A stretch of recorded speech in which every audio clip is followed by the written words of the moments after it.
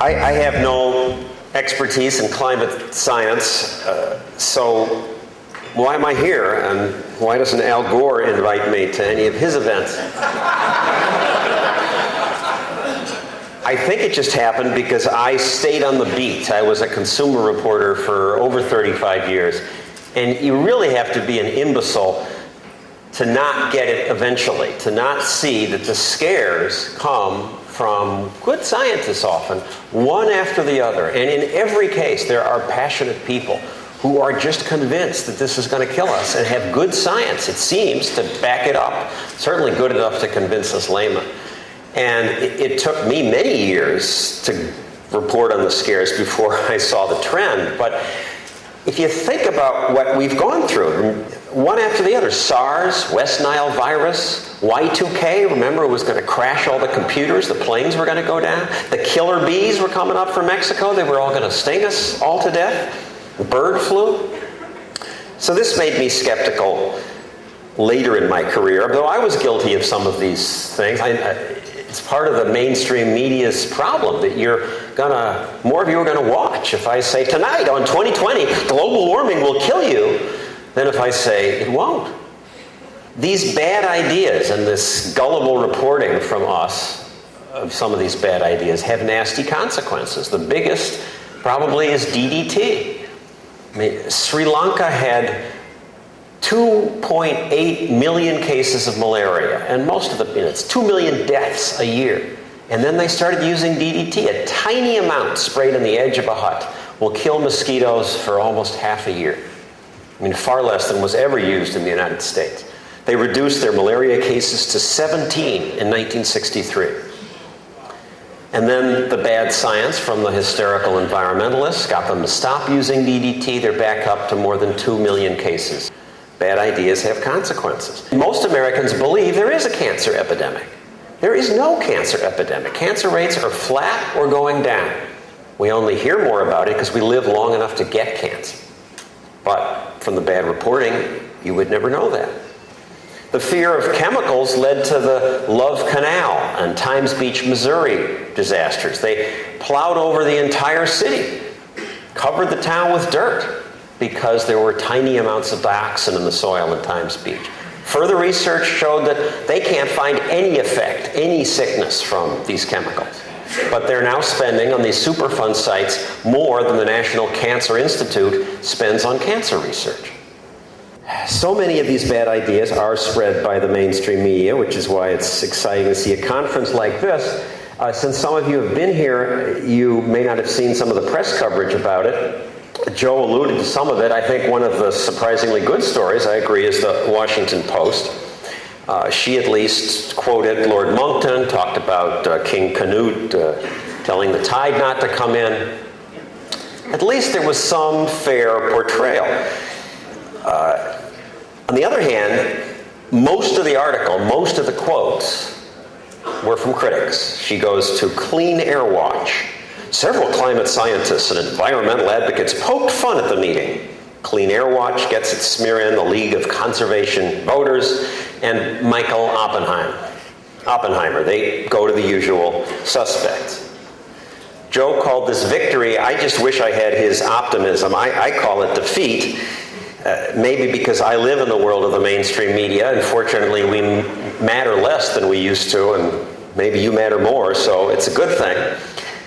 But some of the coverage from The Independent in England, this was written by the science editor, conference sponsored by a right-wing American think tank, which receives money from the oil industry. Now, there's not one word in this article about the science being discussed here, not one word. It just goes on. It's believed to be the first time a direct link has emerged between anti-global warming skeptics funded by the oil industry and the opponents of scientific evidence showing that passive smoking can damage people's health.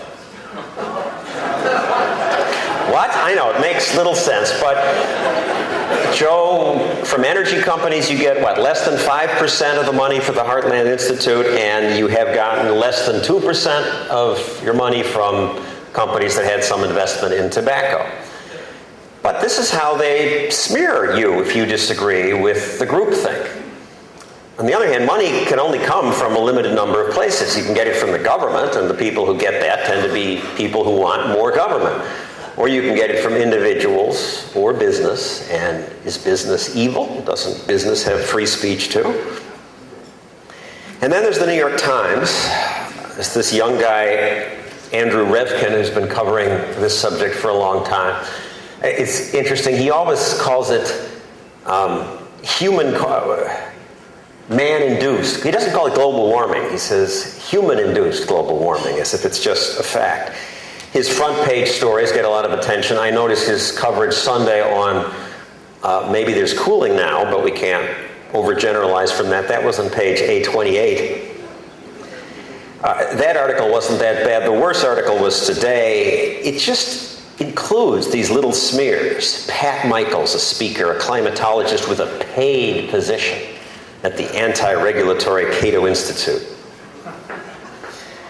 He quotes a Riley Dunlap, a sociologist at Oklahoma State University, who mocks an event like this, says it's designed to foster the impression of little Davids battling the Goliath of the environmental establishment.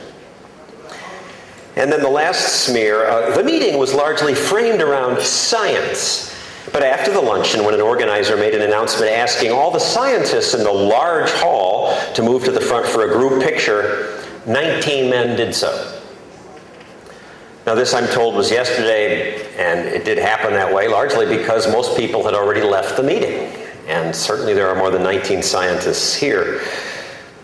The socialist media, maybe they will just never get it. Their worldview is anti-capitalist.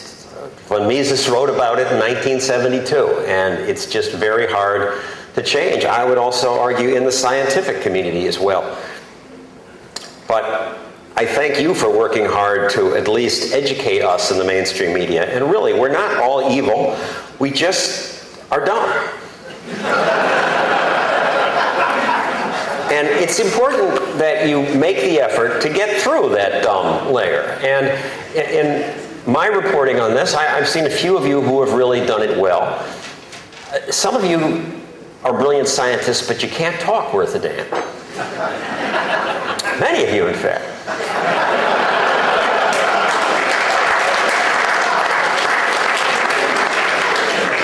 But look, you can learn to do this better. And a few of you who broke through my ignorance, one was Pat Michaels in an interview, who just said, you know, yes, this might be happening, but climate changes. It's always changed.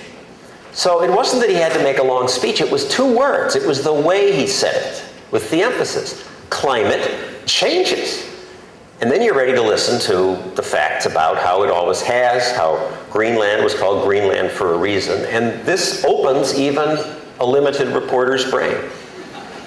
Another guy who did it was Paul Ryder, who pointed out, you know, it's the Intergovernmental Panel on Climate Change. Again, it was just the emphasis. It's the Intergovernmental Panel. Who joins it? Who joins government panels? It's the environmental zealots who want to run your life. The emphasis. John Christie talking about his charity work in Africa, where he says, you know who's really going to suffer from this? We've got billions of people on Earth who live on $1 or $2 a day. I've seen them. And if we pass draconian limits on carbon, we are going to wreck their lives. And that's going to hurt the world far more than global warming ever will. Speaking personally, speaking with emphasis, I beg you to do it, because if the scaremongers win and they're wrong, we will certainly all suffer.